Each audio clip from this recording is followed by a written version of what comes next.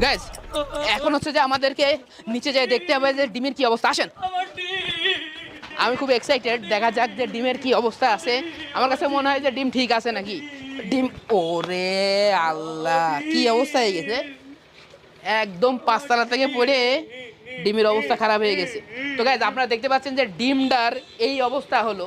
তাহলে একবার ভাবেন যে পাঁচতলার উপর থেকে যদি আমরা আমাদের এই ফ্যাট বাইকটা ফেলে দিই তার কি অবস্থা হবে। আমরা কিন্তু বহুদিন পরে ফাইনালি, প্রায় 2-3 বছর পরে ফাইনালি আমাদের বাসার ছাদের উপরে ভিডিও বানাচ্ছি। আপনারা কিন্তু জানেন যে এখানে আমি অসংখ্য অসংখ্য ভিডিও বানাইছি।